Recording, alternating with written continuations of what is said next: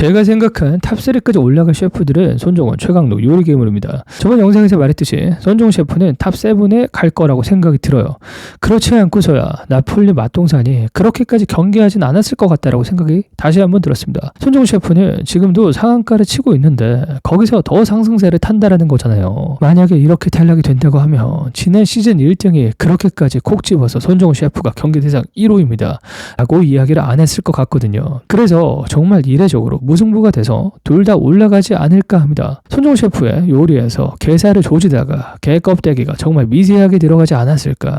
그래서 안성재 셰프가 종이 한 장 차이 어쩌고저쩌고 하지 않았을까. 전 그게 아니라면 누군가 기권해서 손정원 셰프랑 요게 둘 다 올라가는 그림이 되지 않을까 합니다. 이것은 정말 조심스러운 말이긴 한데요. 김학민 PD가 시즌 1 때 최강록 셰프가 졸라 빨리 탈락하면서 최강록 셰프를 사랑하고 좋아하는 시청자들이 함께 시청해서 대거 탈주한 수치를 보고 크게 깨달았다고 합니다. 다음 시즌에서는 인지도가 높은 백수저들이 어이없게 탈락되는 상황은 막아야겠다 라고 인터뷰한 것을 제가 들었습니다. 그래서 조심스럽지만 손정원 셰프는 탑7 안에 들고요. 더 나아가서 탑3까지 되지 않을까라고 생각이 듭니다. 그래서 탑3가 되는 셰프들을 예상해 보자면 최강록, 손정원, 요리괴물 이 3명을 예상하고 있습니다. 이때까지 음식에 대해서 가장 평이 좋았었던 3사람이기 때문에 이렇게 예상을 해보았습니다. 최강록 셰프 같은 경우에는 저도 적지 않게 충격을 받았습니다. 장어 통조림에 대해서 심사를 봤는데 안성재 심사위원에게 이것은 누가 먹어도 셰프가 한 음식이다. 장어를 그냥 통으로 졸였는데 그런 말을 들었습니다.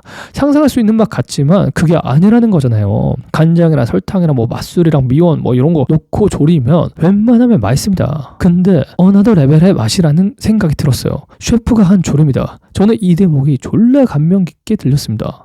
명심사였어요. 그리고 처음 먹어본 민물장어의 맛이었다. 엄청난 극찬으로 시작을 합니다. 대파 데스매치에서도 기분 좋게 농락당했다. 나를 흥분시켰다. 흑백팀전에서는 백종원 심사위원 거 뺏어먹고 싶었다. 엄청난 극찬을 들어왔습니다. 그래서 첫 번째 탑3 후보군으로 최강록 셰프를 선정을 해보았습니다. 손정원 셰프 같은 경우에는 미슐랭 쌍별에다가 강자였던 모수 출신 3스타 킬러 2대0으로 압도하면서 데스매치에서 승리를 했습니다. 흑백팀전에서는 맛의 디테일을 엄청나게 잘 잡아냈어요. 말해 뭐할까 진짜 쌍별 현역 그 자체입니다. 그래서 두 번째 후보군으로 넣어보았습니다. 요리괴물은 그냥 한마디로 끝낼 수 있을 것 같습니다. 새로운 세대를 대표하는 셰프가 왔구나. 매 데스매치 때마다 안성재 심사위원의 극찬을 받으면서 기어이 여기까지 살아 돌아왔습니다. 마치 백수저들을 암살하기 위해서 등장한 킬러라고 해야 될까요? 저는 볼 때마다 타노스가 생각이 나요. 자, 아무튼 그래서 제 생각에는 이 3명이 결국 탑3가 될 것 같다라는 생각을 하고 있습니다. 그래서 제가 생각해본 제 나름대로의 전개 시나리오는 손정원 셰프가 탑7에 진출합니다. 정말 기염을 토하는 엄청난 요리들과 퍼포먼스를 볼 것 같습니다. 그러다가 준결승전에서 다시 요리괴물을 만납니다. 와, 이렇게만 돼도 진짜 서사가 미쳤어요. 근데 여기서 아슬아슬하게 간발의 차이로 지는 거죠. 비록 결승까지는 가지 못했지만 시즌 1의 에드워드 리의 두부 미션 때처럼 진짜 미친 별의별 퍼포먼스를 다 보여주고 각종 좋은 이미지들을 다 챙기게 되지 않을까라고 생각이 듭니다. 이 정도는 되어야 저번 시즌 우승자인 굉장한 상한가를 치고 있는 나탈리 포트만이 경기 대상 1호는 손정원이다 라고 말을 한 것이 어느 정도 납득이 되지 않을까 싶습니다. 설마 지금 탈락하겠냐고요. 아무튼 요렇게 요리괴물이 결국에는 끝까지 죽지 않고 살아서 기어 올라와서 기어이 백수저 최강자 중 한 명인 손정원까지 꺾어내는 세계관이 완성되지 않을까. 그래서 백수저들을 올킬하는 구도가 나오는 거죠.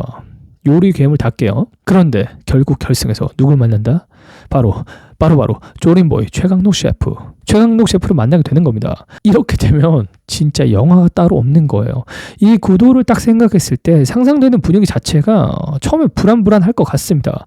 우리가 사랑하는 마지막 백수저 최강록 셰프도 요리괴물한테 발리면 어쩌지? 그러나 조림보이가 결국 조림으로 검은 수염 타노스 요리괴물을 무찌르고 우승할 것 같습니다. 단순히 팬심 때문에 최강록 셰프가 우승할 것 같다라고 생각을 하고 있는 것은 아니고요. 조림보이가 요리괴물을 이길 수 있다라고 판단되는 가장 큰 포인트가 있어요. 깊은 맛에 대한 이해도가요. 요리괴물보다 한 수 위이지 않을까라고 생각이 듭니다. 그냥 깊은 맛에 대한 이해도가요. 가히 타의 추종을 불허하는 수준이 아닐까 싶습니다. 작정하고 무언가 만들었을 때 그렇다는 것입니다. 파인다이닝의 최고 강점은 조화로움에 있잖아요. 연금술사처럼 각 식자재의 맛을 기가 막히게 조화시키지 않습니까? 근데요, 음식의 맛을 조화시키는 능력과 깊은 맛을 끌어내는 능력은 또 다른 영역이라고 생각이 듭니다. 그래서 엄청나게 깊은 맛을 낼 줄 아는 최강록 셰프가 타노스 요리괴물을 무찌른다. 조림보이가 요리괴물을 무찌른다. 저는 이렇게 예상하고 있습니다.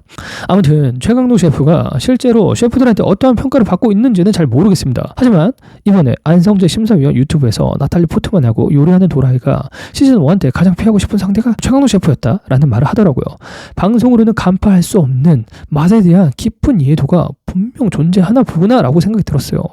생각해보면 최강록 셰프가 재치와 재기로 순간적인 순발력이 필요한 아이디어를 내가지고 만들어낸 음식들에는 자그마한 물음표가 던져질 때가 있어요. 최근에 있었던 김성훈 셰프와의 데스매치 때에도 방향성이 갑자기 틀어지면서 새로운 미션이 주어지지 않았습니까? 그때도 약간 물음표가 들긴 했거든요. 그래서 작정하고 숙고해서 만들어낸 음식보다는 이펙트가 좀 약하다는 생각이 들긴 들어요. 하지만 반대로 작정하고 심사숙고해서 음식을 만들어냈을 때는 정말 타의 추종을 불허하는 상상 이상의 맛을 구현하는 것 같습니다. 안성재 셰프의 그간의 심사평만 들어보더라도 그러한 부분들이 더욱 유추가 되는 것 같습니다. 억측이 아니에요. 그래서 결국 요리괴물이 조림보이한테 무릎을 꿇을 것 같다는 생각이 들었습니다. 진짜 만약에 이렇게 시나리오가 흘러간다고 했을 때 낭만치사량이 넘쳐 흐르는 정도가 아니라 그냥 폭발하는 그 자체가 되지 않을까라고 생각이 듭니다. 낭만치사량의 폭발. 그러면 이제 흑백요리사2도 세계적인 위상도 더 올라갈 것 같고요. 우리나라 분들도 너무 좋아하실 것 같아요. 그리고 시청자들도 정말 개꿀잼이고요. 출연한 셰프분들도 다 윈윈하는 그림이 나오지 않을까. 한 편에 진짜 웰메이드 영화를 보는 것 같은 그런 느낌을 받을 것 같습니다. 여러분의 생각은 어떠실까요? 댓글 남겨주시면 정말 재밌을 것 같고요. 반박시에 여러분들 말이 다 맞습니다. 근데 제가 막 대충 막 어그로 끌려고 아무렇게나 막 이상한 내용들 막 짜집어 온 거 절대 아니고요. 제 나름대로 진짜 진지하게 추측한 겁니다. 저도 그렇게 할 일 없는 사람 아니에요. 아무튼 반박시에 여러분들 말씀들이 다 맞고요. 다음 주가 기다려지네요. 영상은 여기까지입니다. 감사합니다.